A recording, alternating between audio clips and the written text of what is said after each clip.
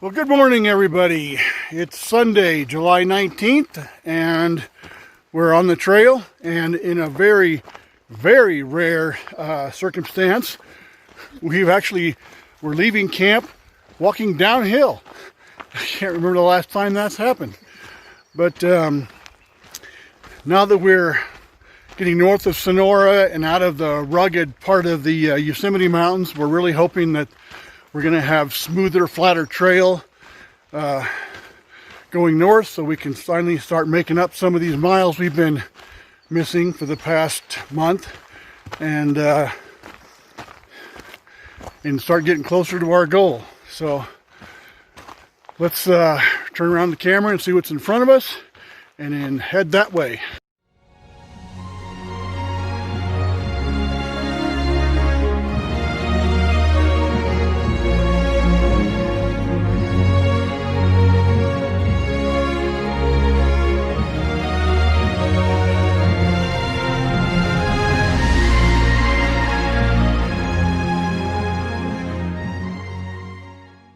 Okay, that's where we're going, right down the middle of this valley.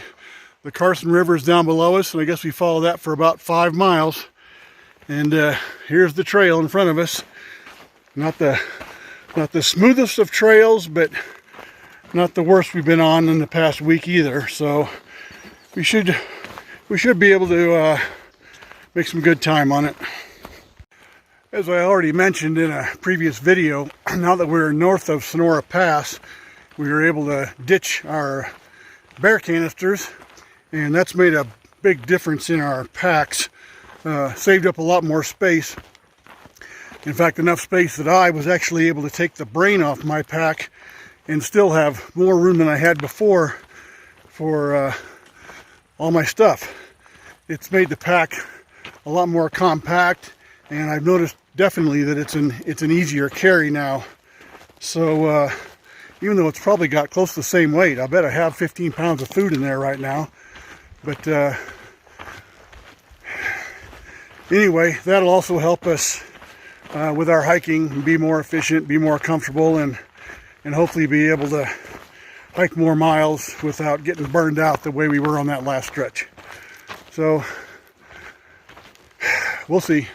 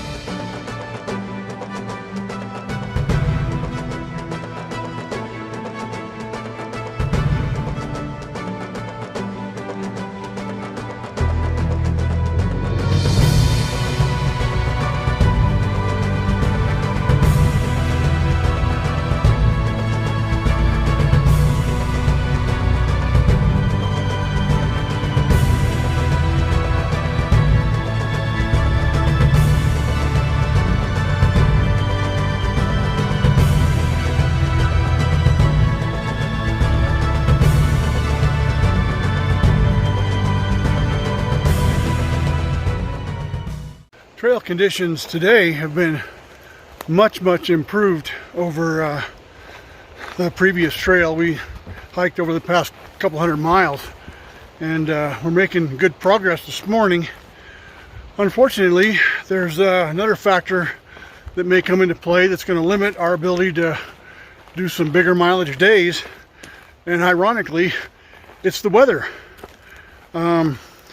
You've listened to me complain, and well, I guess complain is probably the best word to use, about the fact that for the past couple of months we've seen virtually no rain, no clouds in the sky, nothing, and we've been hiking in the hot weather. Well, it seems that we're now at the time of the summer when the Sierra starts getting regular afternoon thunderstorms. We've been seeing that now for about the past 5 days. Right around 2 o'clock, the clouds start building up out of a clear blue sky. They start popping up, and by 3 o'clock they get dark and ominous, and sometime between 3 and 4, all of a sudden we've got lightning, thunder, heavy downpours, and obviously not good hiking conditions. So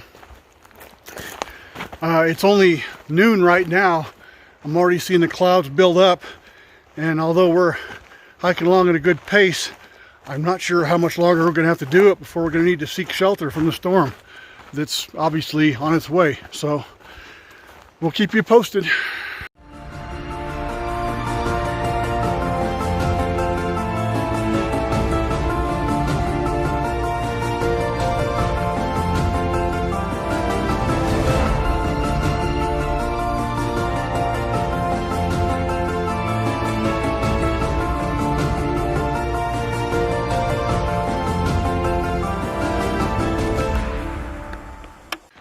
So here's a question for you guys to comment on.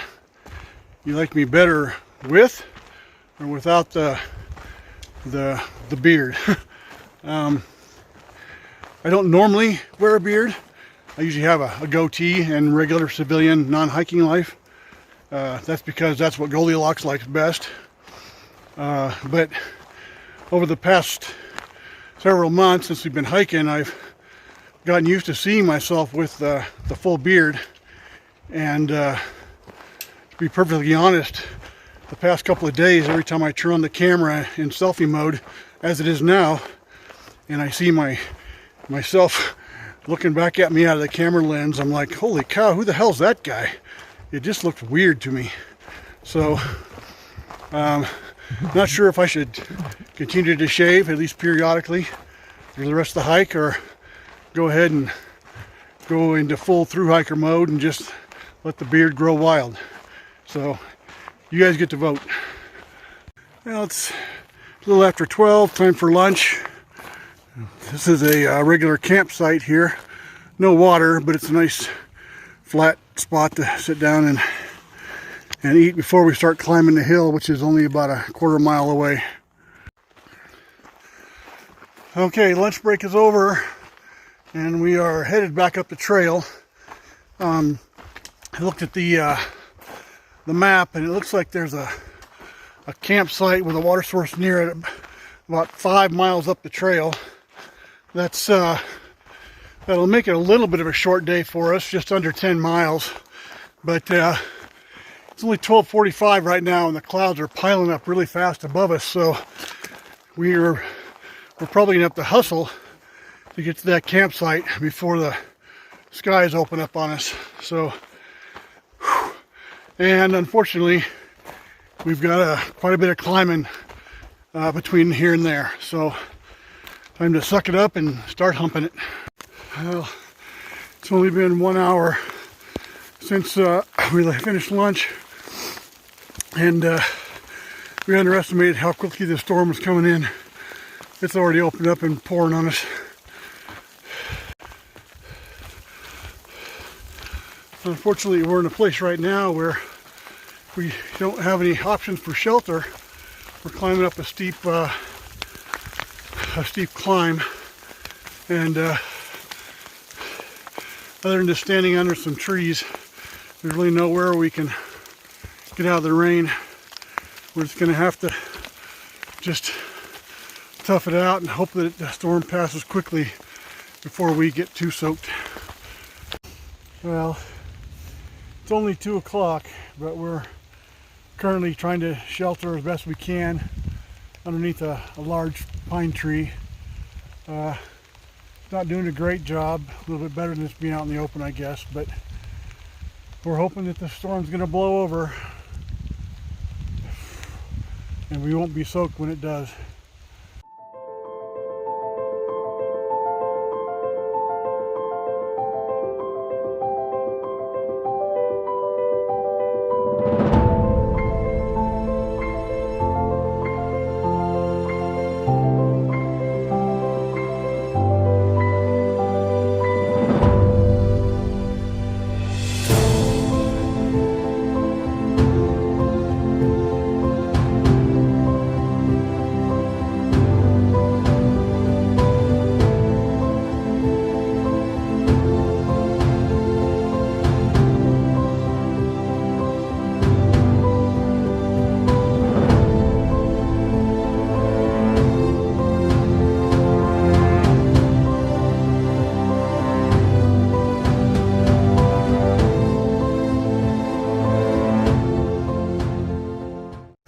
mostly let up, and I went ahead and peeled off my rain jacket because climbing this hill I was sweating so much that I might as well have just been getting rained on. But we just hit the crest of the hill. Should be fairly easy walking from here on out. I am not going to complain about the rain. Not after all the months that I complained about the hot sun. You know, we need the rain. It's inconvenient, and and it's starting again. Good grief. But it is keeping the air cool, which I appreciate on a stiff climb. So we're only about 3 miles away from the area we plan to make camp at for the night, so hopefully we can make it there a little over an hour. We're on top of the hill and actually have a fairly flat trail to hike on. So it's been an overall pretty good day. I just had the thought that maybe I should address how Goldilocks and I are feeling now, because 4 or 5 days ago I made a video that probably alarmed a lot of you. You may have thought we were getting ready to quit the trail, and I can't lie, we kind of were starting to entertain that thought because we were just so beat down and worn out we just couldn't imagine continuing. But fortunately it seems like taking the 00 there in Kennedy Meadows, getting some good rest, catching up on our, getting some good meals, and just overall unwinding for a couple of days and letting our bodies heal up. We're feeling 100% better now. And as I've said already, the trail conditions here are significantly better than the tough trail that we were on before, so it's not beating us up as much. So I think that was just sort of a temporary thing where we kind of got run down and need a little bit more time to recover, but we're ready to keep going to Canada now. I'm almost afraid to walk through this place. Look at this. Like a damned obstacle course. I think there's more trees laying on the ground than there are standing up. And in case you can't hear it, the wind's blowing pretty good up there right now, so if there's any trees that are getting ready to fall over, they could do it any second. So, boy, look at the root ball on this sucker.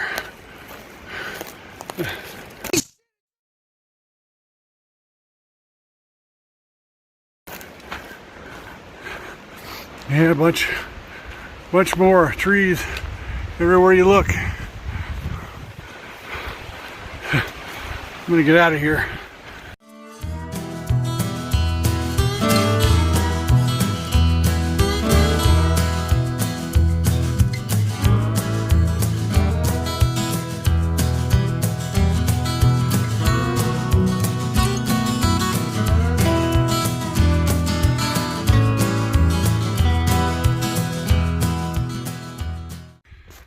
It's now just almost 4:30, and we're probably a little less than a mile from our planned campsite for the day, and just realized that for the second time in a week we have hiked an entire day without encountering another hiker, which is quite surprising, but I guess it kind of underscores that, by this point in the summer and this many miles in, the majority of the PCT hikers that started this spring have either gotten off trail from injuries or lack of motivation or some other circumstance, and those that are still remaining, still hiking, are up ahead of us now, and Goldilocks and I are kind of bringing up the rear of the 2020 class of PCT thru hikers. So don't like to be bringing up the rear, but at least we're still plugging along. But it does make me wonder what things are going to be like as we get even farther north. Presumably we'll just be encountering fewer and fewer and fewer hikers. So it may be like when we started in the desert, where we'd go 2, 3, 4 days at a time and see 1 or 2 hikers in that whole time. But that remains to be seen. I don't know how much more videoing I'll do today. The storm, thank God, finally looks like it's passed over us. It's been sprinkling for the better part of 3 hours, but most of the bad clouds are now off to the east of us. We're ready for camp, ready for dinner, and ready to get in our sleeping bag so we can get rested up for another day on the trail.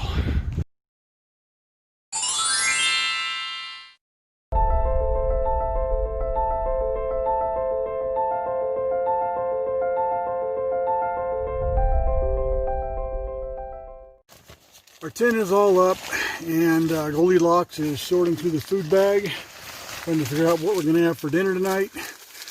And I'm going to sit down and start editing videos. So that pretty much is the end of our day. Be dark soon, and it'll be time to lie down, get some sleep, and get up early in the morning to do it all over again.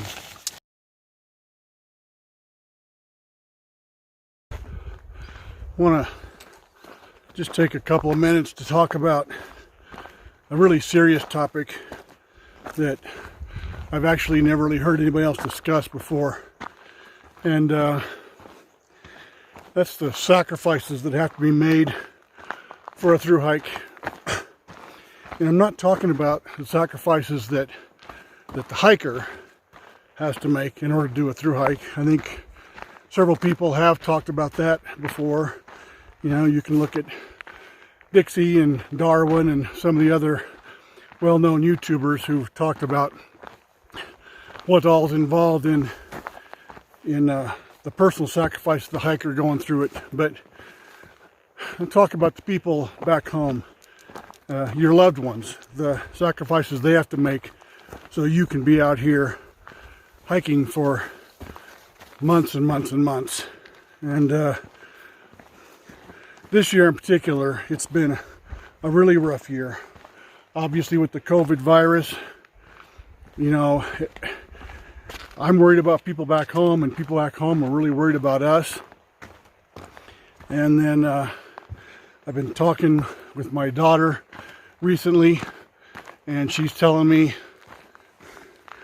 about all the civil unrest that's going on around the country right now.